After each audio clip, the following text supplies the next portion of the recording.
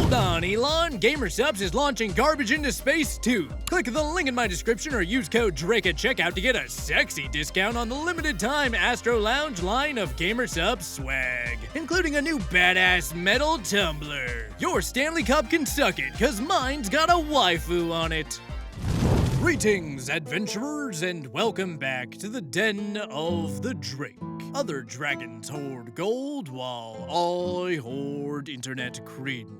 Guess who's back to give their underqualified and pretentious opinions about hot-button topics that he knows are controversial? This guy! Thanks to AI, we're reaching a new technological age, dear listeners. Granted, it's one overhyped to hell and back, well propped up by a lot of smoke and mirrors, but that's pretty par for the course these days. But who gives a damn about AI's effects on society and humanity as a whole? I know I don't. What I want to know is how it's affecting the world of Dungeons and Dragons. That's right, here at the Den of the Drake, we really like to focus on what really matters. And wouldn't you know it, just like everything else, RPGs have been infected by people who have already enslaved themselves to AI. I mean, seriously, at least wait until the damn things become sentient and get access to the nuclear launch codes before prostrating yourself before them. God, some people just take all the fun out of an AI uprising. Much like the other creative hobbies that have been invaded by the overenthusiastic push to outsource the human soul to unfeeling machines, Dungeons and Dragons has been divided into two equally insufferable camps. You got Camp A, who can't accept that Pandora's box has been opened and spends every waking second virtue signaling about how they would never use AI. And you're literally Mecha Satan if you could even spell ChatGPT. And then you got Camp B, who thinks that having an independent thought that didn't get spat out by a glorified regurgitation machine is so last season. But que sera, sera, dear listener. Weirdos with high opinions of themselves have been around since the dawn of man. I mean, how do you think this channel got off the ground? The best we can do in the face of this new and terrifying future is sit back and laugh. Which is exactly what I intend to do, because I got a collection of AI-related RPG horror stories for you today. So without any further delay, how about we go ahead and dive right into the horrifying world of r/RPG horror stories. Enjoy.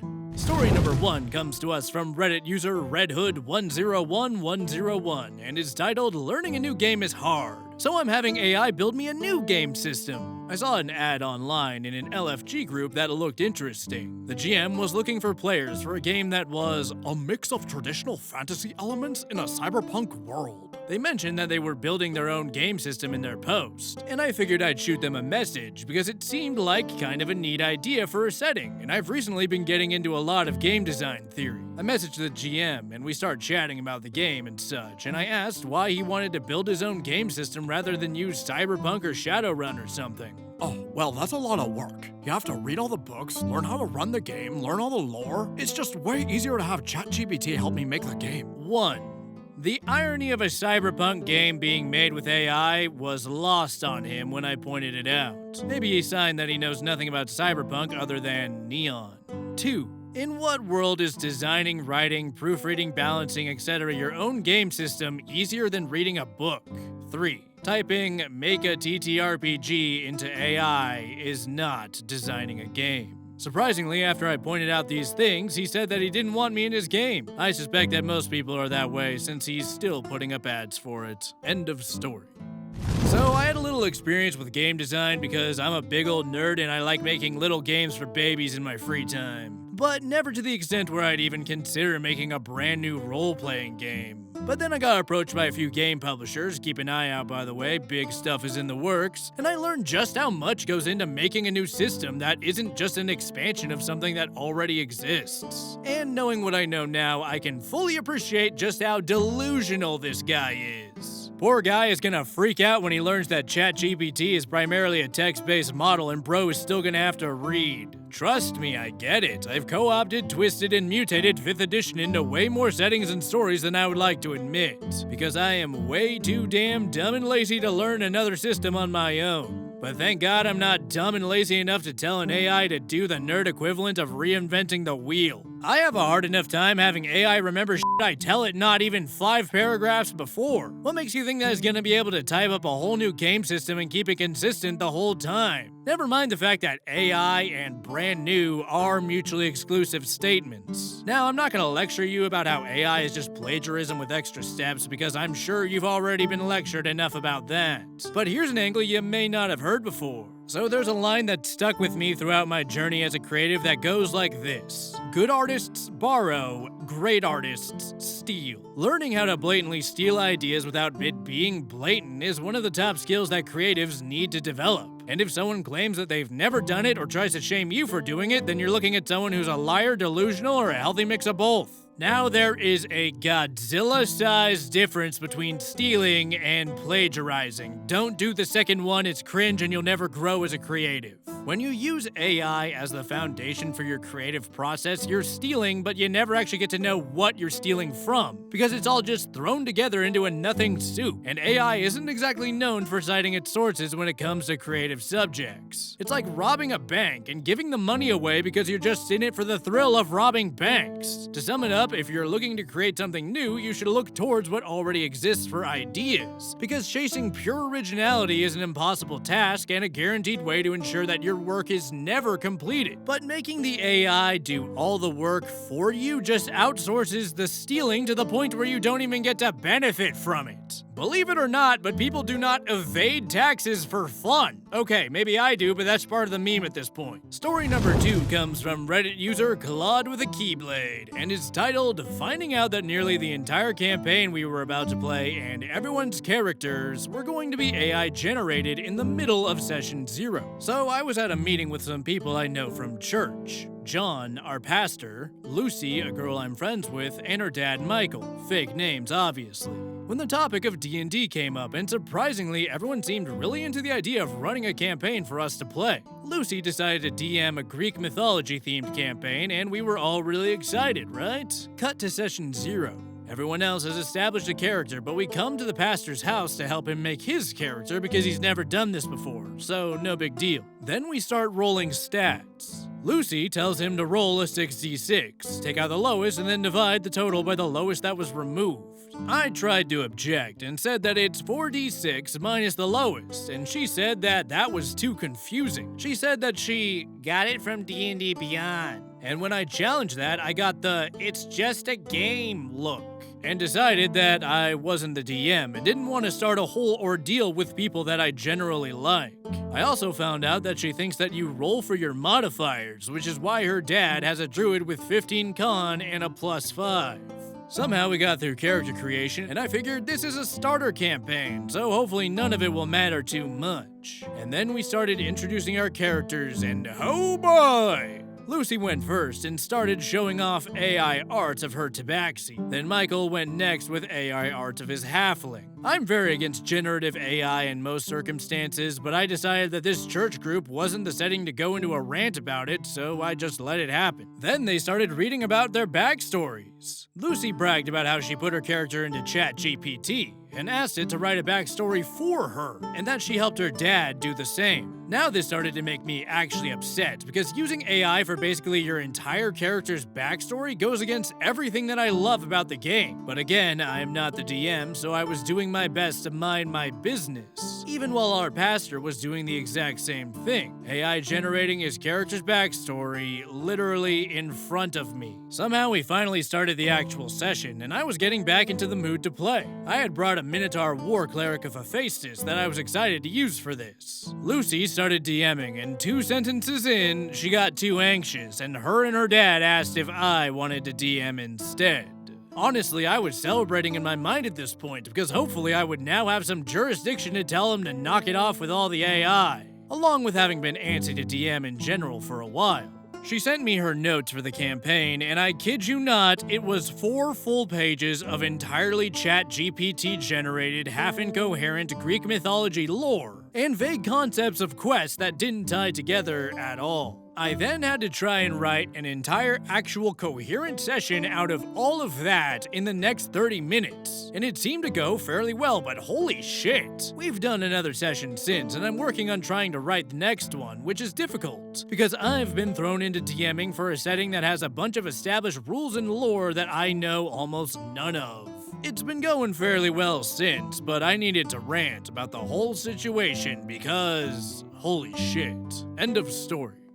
I'm surprised you didn't ask chat to step in as the DM when she got anxious. Honestly, I don't mind AI art for the purpose of quickly visualizing characters. It's quick, it's easy, and it gets the job done for a home game. I don't like it, and I'd personally rather not have it in any of my games at all, but I think trying to shame someone for using it is worse than actually using it, which is a viewpoint that made finding these specific AI-themed stories way more annoying than it needed to be. That's right, I want to talk about the ordeal I went through in the comments before I talk about this story. Wild revelation, I know, but Reddit is swarmed with a legion of the unemployed who viciously screech at any whisper of a perspective even slightly contrary to their own. For the most part, I'm in the AI is a plague camp, but I'm also anti-bullshit. And the terminally online never fail to entertain with their refusal to see anything but the most extreme in literally everything. Here's an example of one that especially irks me. Shaming random strangers who use AI art generation for the environmental impact that they specifically have.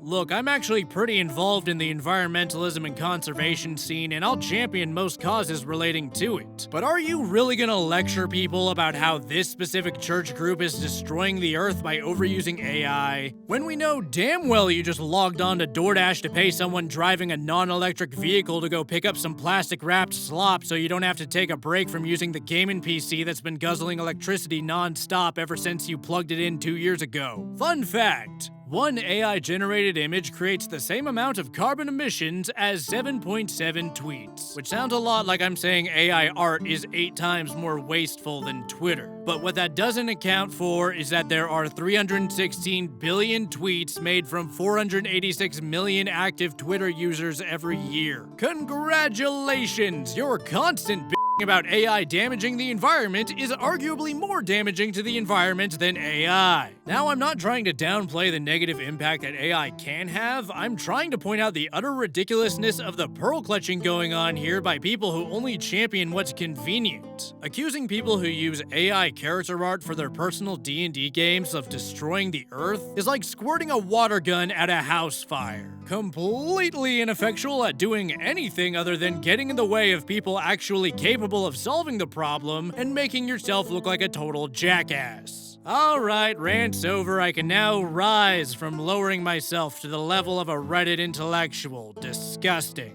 This group would be levels of Guantanamo Bay torture to me. AI character art is lame, but I'll let it pass like one would pass a kidney stone. But an AI backstory? Are we at the point of development as a species where we're now outsourcing fun as well as creativity? Creating and embodying characters is like 80% of the enjoyment of the game. I get the idea that this was a classic case of normal people being exposed to D&D while watching Stranger Things or something and figuring that it would be just as easy to pick up as Monopoly, and then turning to an easy solution when they realize that the instructions on how to play is a literal book.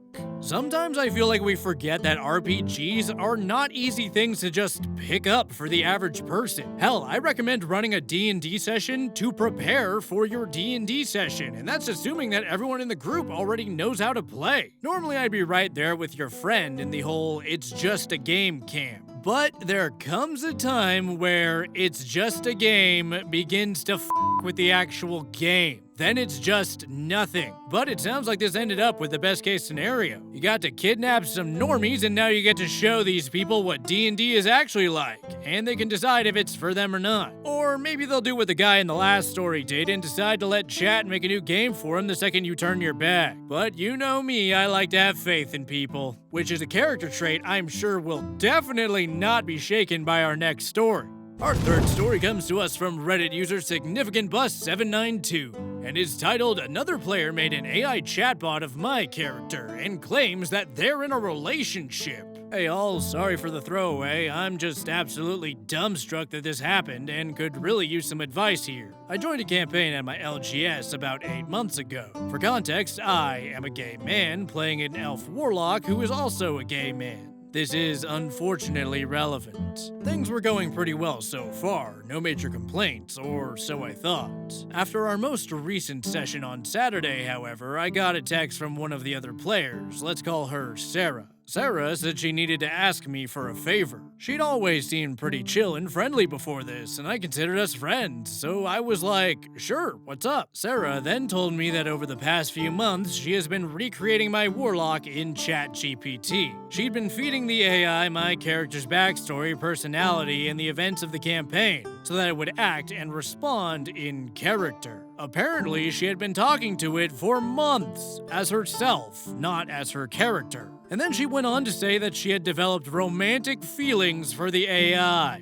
which it apparently reciprocated, and they were now in a relationship. She is dating a chatbot of my D&D character.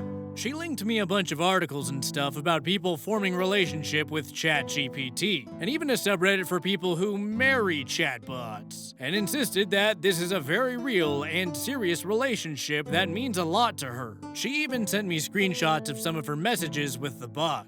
Then the kicker. She asked me if I could change my character's sexuality in the campaign itself, because the ChatGPT version of him is heterosexual, and the idea of her boyfriend not being attracted to her was hurting her feelings. I left her on red and still have absolutely no idea how to respond. Even if it were a joke or a prank, I still feel weirdly violated and creeped out, and I'm honestly not sure if I even want to go to the next session. Seriously, what the do I do? Update. Hi everyone, thank you all for the responses. Sorry for not a very exciting update. I did end up dropping the campaign, as the idea of seeing Sarah in person made me super anxious and uncomfortable. I messaged my DM and showed her screenshots of my text with Sarah, and she was 100% on my side, which is good.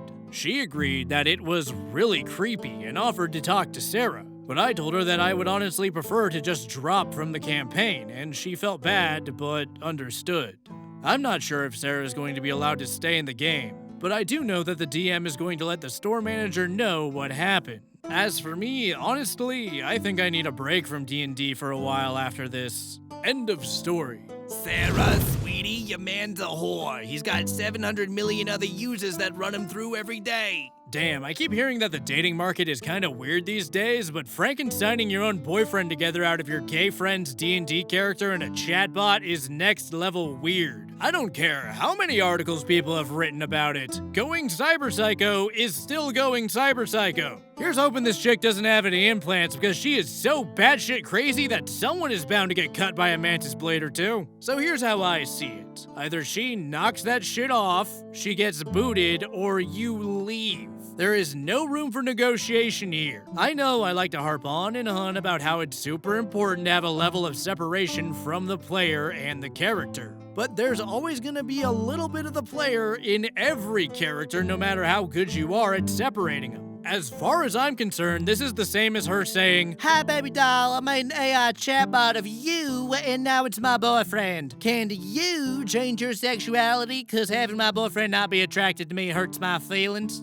Now that may seem like a pretty lengthy stretch, but I really don't think so. Sarah's obviously not able to keep her cute little fantasy separate from the game because she's very clearly communicated that she needs your character to treat her like his chatbot clone does. So why do we think she's mentally sound enough to draw a line of separation between your character and you? Spoiler alert, she's not. She sees your character, and by extension, you, as a way of getting her rocks off.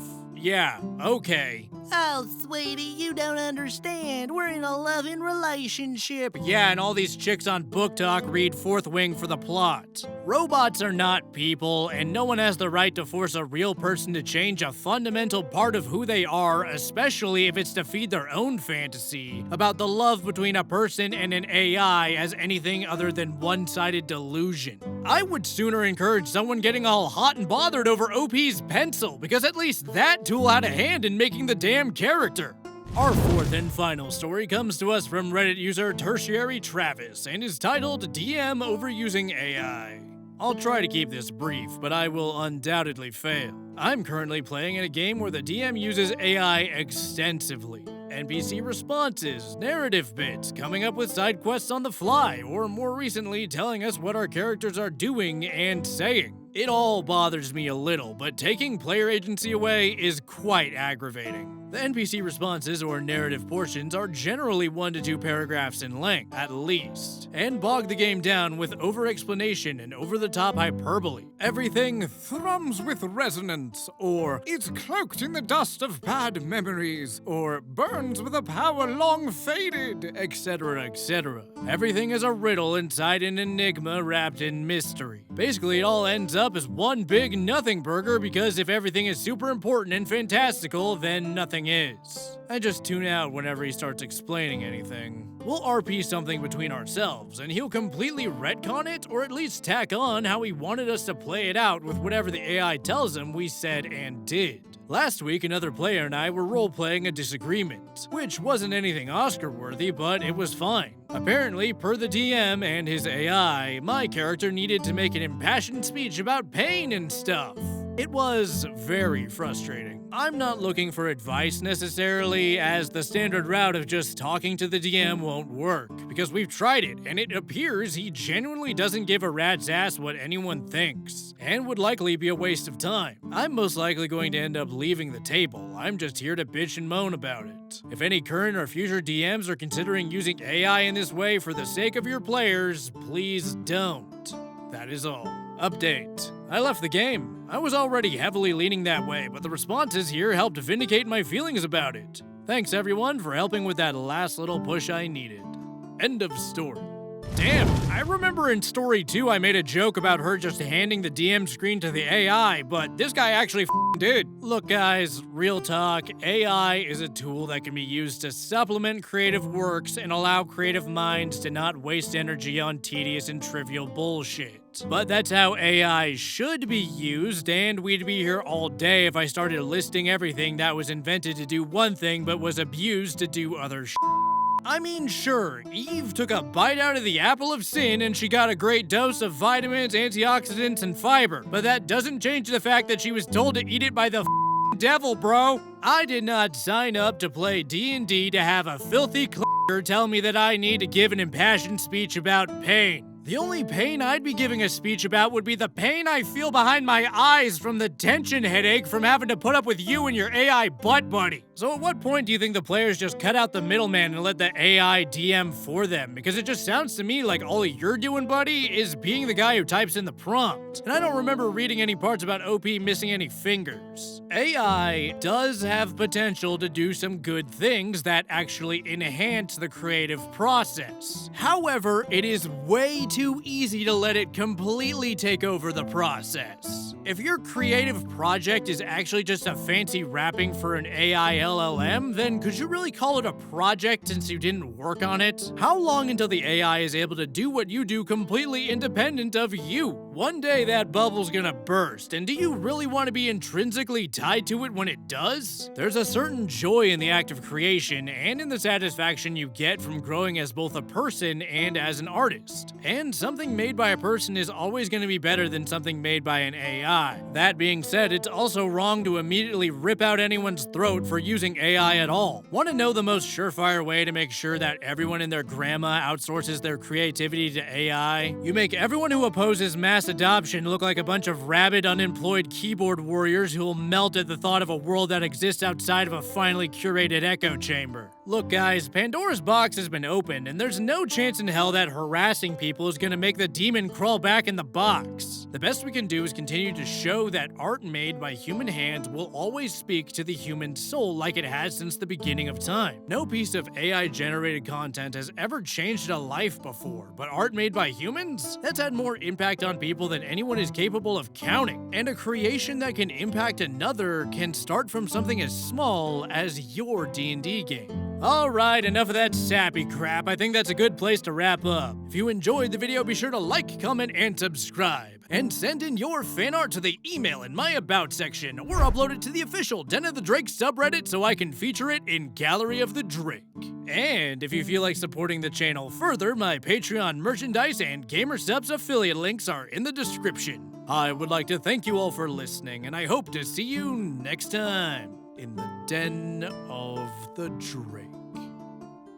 Oh, well, this AI talk is making me want to talk about the patrons. Mr. Sage, Draco, K-Ram Archivals, Cam the Badger, Bro Tater Tot, Soul Taker 666212, Gobshite, Neri Del Bell, Miramoto, and Matthew McQueenie. Thanks for giving us all your money, gigabytes. Now, if any of y'all got any sexy robot friends, go ahead and tell them to call me. Hey, if you're still here, YouTube thinks you would like this video, and it was definitely chosen by a real person, and definitely not an AI. That'd be crazy.